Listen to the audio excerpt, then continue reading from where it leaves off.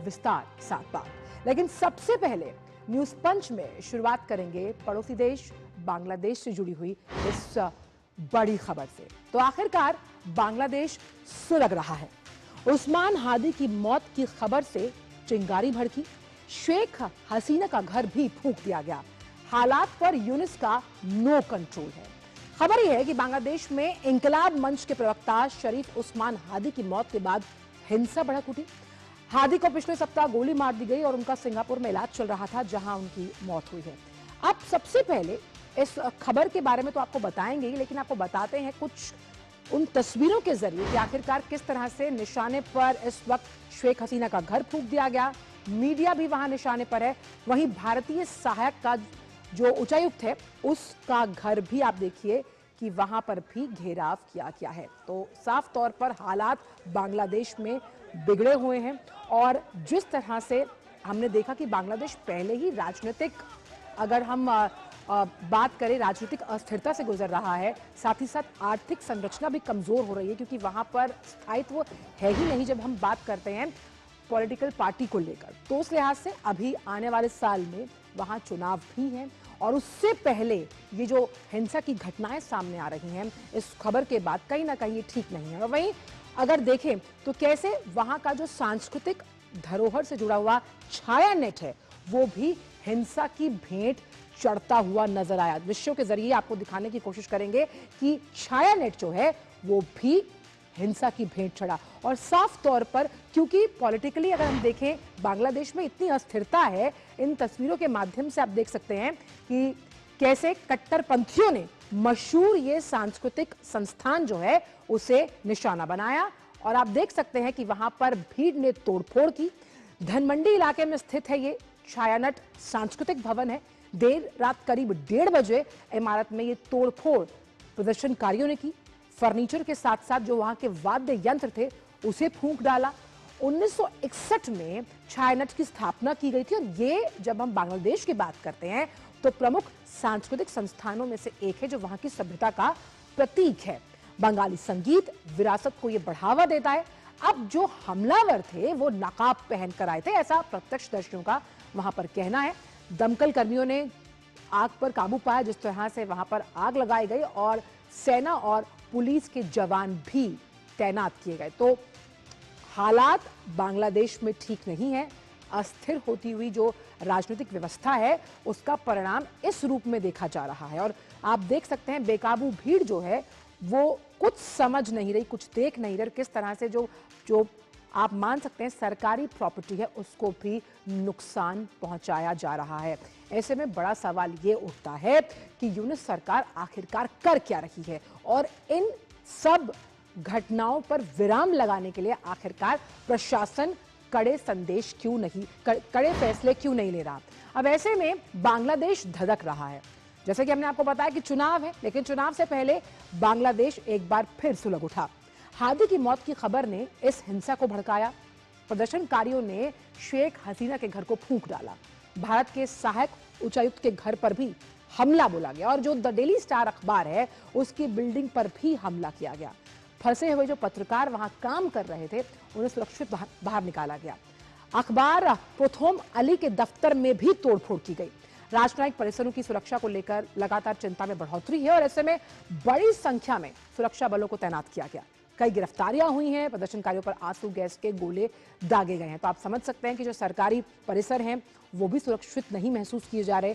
वहां पर भी तैनाती की गई है जब बात करते हैं सुरक्षा की। और साथ ही साथ ये बेकाबू भीड़ किस तरफ इशारा कर रही है, क्या व्यवस्था को और मजबूत करने की जरूरत है और आखिरकार यूनिस सरकार की चल क्यों नहीं रही, यानी कि वहां पर इस तरह की जो घटनाएं सामने आ रही हैं और ऐसे में जब आने वाले समय में वहां पर चुनाव है तो स्थिति मुश्किल होती हुई। लेकिन क्योंकि हम लगातार इस खबर में आपको उस्मान हादी के बारे में बता रहे हैं, आखिर कौन था उस्मान हादी, कैसे हुई मौत। युवा छात्र और राजनीति से जुड़े हुए नेता इन्हें माना जाता है।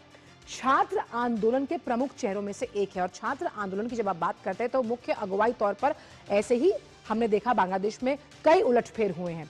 शेख हसीना विरोधी इंकलाब मंच के वो सदस्य थे। साथ ही आगामी चुनाव में, ये बहुत इंपॉर्टेंट है, वो संभावित उम्मीदवार माने जा रहे थे। ढाका में चुनाव प्रचार के दौरान हुआ ये हमला और सरेआम 2 हमलावरों ने सर में गोली मारी। सिंगापुर के अस्पताल में इलाज के दौरान उनकी मौत हुई। आप समझिए कि वहां चुनाव है, चुनाव में वहां बहुत इंटरेस्टिंग फैक्ट ये है कि वहां जनमत संग्रह भी होगा, यानी कि प्लेबिसाइट है, रेफरेंडम है सॉरी, और उस रेफरेंडम के जरिए साथ ही साथ चुनावी मतदान प्रक्रिया को भी सुनिश्चित किया जाएगा। यानी कि ये दोनों संवैधानिक प्रणालियों को एक ही दिन में कराना बहुत बड़ा चुनौतीपूर्ण फैक्टर हो सकता है बांग्लादेश के लिए। हमारे साथ नवल सिंह परमार इस वक्त ढाका से फोन लाइन पर जुड़ गए हैं। नवल सिंह, देखा जाए तो बांग्लादेश के हालात दिन प्रतिदिन बदतर होते जा रहे हैं जब हम राजनयिक और अस्थिरता की बात करते हैं। ऐसे में उस्मान हादी की मौत के बाद अभी किस तरह से सरकार कदम उठाएगी कि वापस स्थायित्व की तरफ बांग्लादेश लौट सके? देखिए, पिछले कुछ दिनों से जिस तरीके से बांग्लादेश में और खास करके ढाका वगैरह में जो प्रोटेस्ट और इलेक्शन डिक्लेयर हुआ उसके बाद से जो माहौल बना है, उसमें एक घटना जो बनी उस्मान हादी का डेथ सिंगापुर में जो कल रात को हुआ, और उसके बाद जो माहौल बना है उसके लिए काफी जो स्टेक होल्डर्स है, पॉलिटिकल स्टेक होल्डर, कहीं ना कहीं उनको एक मौके की तलाश थी।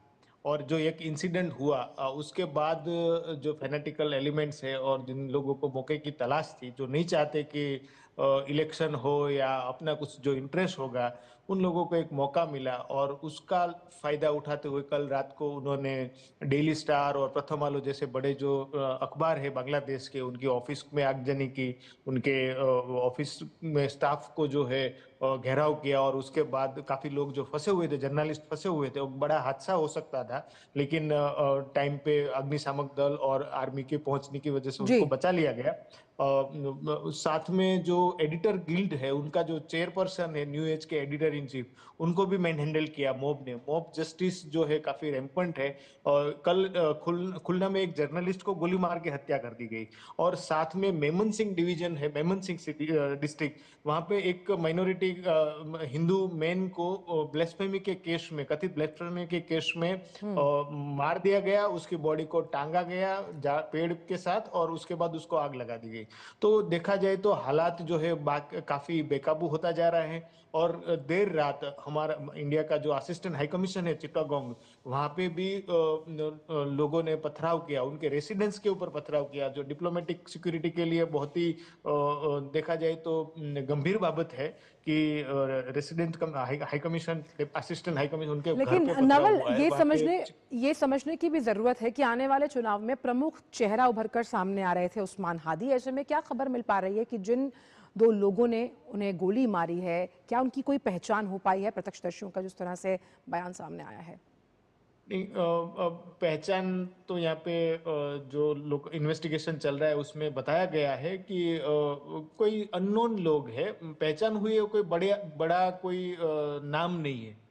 कौन इसके पीछे है वो तो अभी तक साफ नहीं हुआ है। लेकिन एक बांग्लादेश में यूथ में लीडर, पॉलिटिक्स में नाम कमाना, पॉलिटिक्स में आगे आने का एक चलन सा हो गया है, और यूथ में और काम ज्यादा कुछ है नहीं, तो पॉलिटिक्स में आए और जो लोग जिस तरीके से 1-1.5 साल में यहाँ पे छात्र नेता उभर कर आए हैं, तो उनको देख के उनके रोल मॉडल जो है वो छात्र नेता है। तो एक होड़ सी लगी है कि कौन ज्यादा रेडिकल व्यूज देता है। सोशल मीडिया का यूज होता है, फेसबुक, इंस्टाग्राम वगैरह का, तो उनसे इन लोगों को पब्लिसिटी मिलता है, और जब उनको पब्लिसिटी चाहिए तो उनको और रेडिकल स्टेटमेंट देना है। उसके लिए अवामी लीग हो या कोई कंट्री विशेष के खिलाफ जो है वो स्टेटमेंट देते हैं, बांग्लादेश खतरे में है, बांग्लादेश को हम झुकने नहीं देंगे, उस टाइप का जो स्ट्रीट साफ बातें करते हैं, और उसके चलते उनको पब्लिसिटी मिलता है। तो कभी ना कहीं ये इंटरनल राइवलरी भी रहता है। नवल, इसमें सवाल ये उठता है कि आखिरकार यूनिस सरकार का कोई कंट्रोल है भी या नहीं? दिन दहाड़े इस तरह गोलीकांड हो जाता है, उसके बाद सरकार का बिल्कुल कंट्रोल नहीं है, बिल्कुल कंट्रोल नहीं है। यहाँ पे कोई भी सेफ नहीं है, इवन डिप्लोमेटिक जोन में भी सेफ्टी क्राइसिस है। तो सरकार, पुलिस जो है, शेख हसीना के जाने के बाद 3 महीने तक तो काफी सारे पुलिस स्टेशन खाली थे। पुलिस का कॉन्फिडेंस नहीं है, पुलिस जो है उनको कहीं ना कहीं लग रहा है कि कब सत्ता बदल जाए, कब कौन हमारे साथ क्या हो जाए, उनको पता नहीं है। तो पुलिस का कॉन्फिडेंस नहीं है, पुलिस का प्रेजेंस नहीं है, और जो लोग हैं वो उन्होंने टाइटुलर टाइप के बिठाए हैं, जो एक्सपीरियंस नहीं है या फिर वो उनमें विल नहीं है।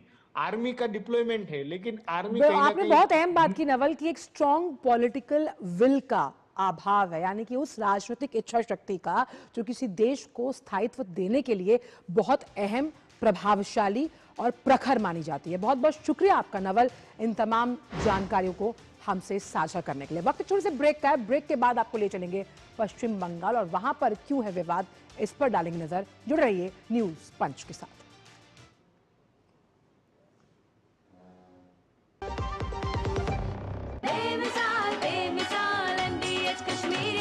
लाल रंग इसका अपार, तीखा कम है फिर भी स्वाद। बेमिसाल बेमिसाल MDH कश्मीरी, और कम डाल पर असली डाल। MDH कश्मीरी लाल मिर्च पाउडर। बेमिसाल बेमिसाल MDH कश्मीरी, MDH। क्या आपको है आकर्षक बचत विकल्पों की तलाश? LIC प्रस्तुत करता है नवजीवन श्री सिंगल प्रीमियम प्लान। एक मुश्त प्रीमियम